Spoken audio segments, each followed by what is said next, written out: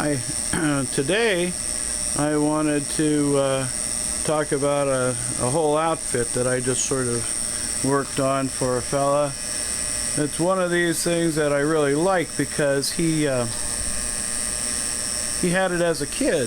This is a pre-war train, and he obviously loved this train, and he brought it and he kept it in all the original boxes.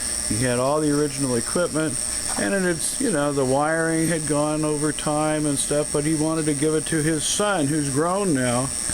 As an old fellow, lives in Florida, and before he left, he found me in the phone book and wanted to drop it off with somebody who cared about Lionel trains. And when his son comes by Saturday, I'm going to show him how everything works. His son is probably in his 30s.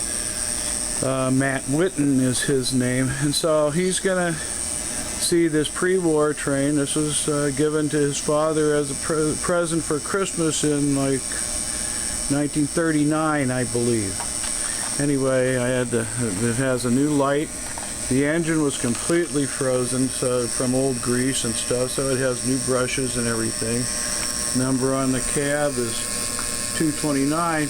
It's really, it has no whistle in the tender. This one was sort of not the top of the line, and it wasn't a real common thing sometimes to have a whistling tender unless you really paid the money. But the cool thing about pre-war is that the cars were painted and they were all made of sheet metal. You'll hear some pre-war people sort of saying, whatever happened to those metal cars? This is what they're talking about. There's a gondola with some little wood barrels. This is a Shell oil tanker, and look at the condition these are in. These were because this was a boy who cared about his trains. They were all kept in little boxes. He's got all the original boxes. They've suffered over time, but they're still all there. And there is the merchandise car, and we'll talk about that in a minute. It's kind of a cool little car.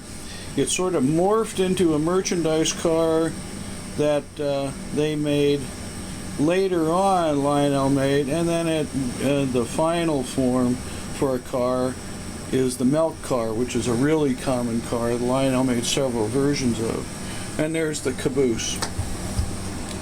We'll get a better look at it, but you can see, you know, just a pretty little thing, and they're all in excellent shape. You know, this is a boy who really took care of his trains.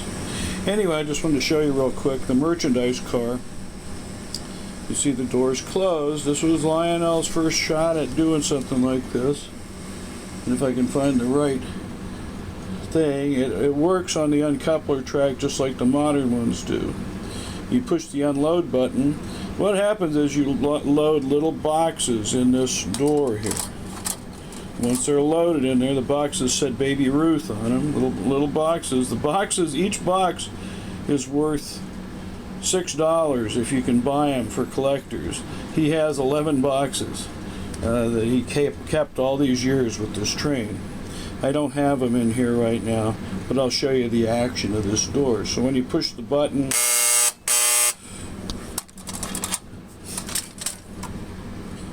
I pushed the wrong button. When you push the unload button, the door will open. And then every time you push it, a box will fly out. And I don't know if you can see it in there. You can see the action of the thing that flips the box out the door. And once 5 have come out, the door shuts. It's a cool little item, and it works very well. I had to completely rewire it again because, you know, after 60 or so years, you can't blame Lionel for that. Anyway, I'm going to go around to my controls.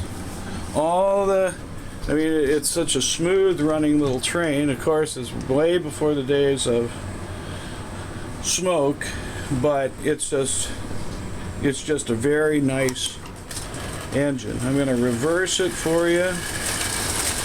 And also, you can tell now these are the days before the modern knuckle couplers.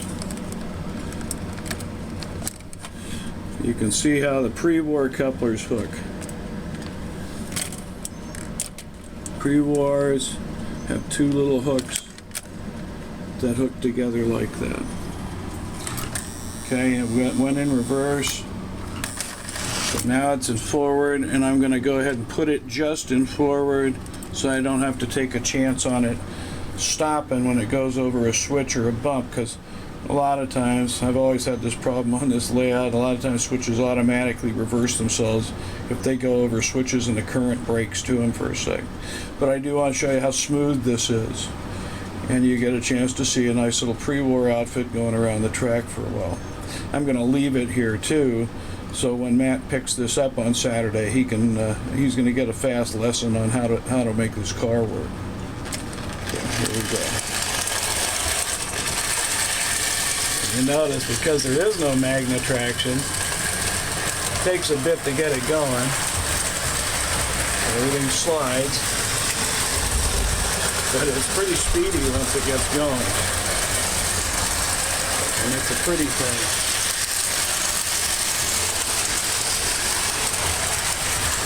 Again, you don't want it to go too fast because you'll lose it on the curve. It's got oil, merchandise car. I put some other things on here just to give it a little color.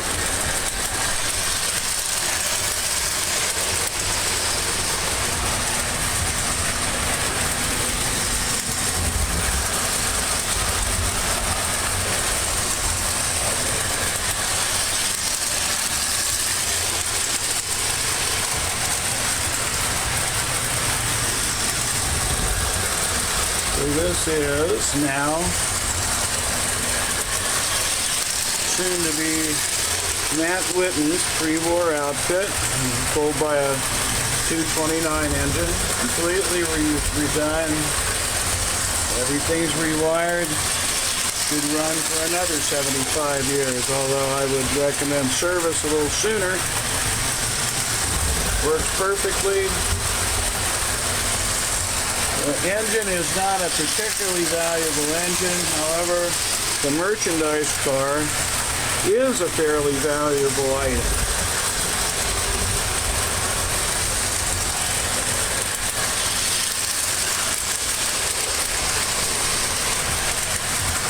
Last time around for you guys. Thanks for watching.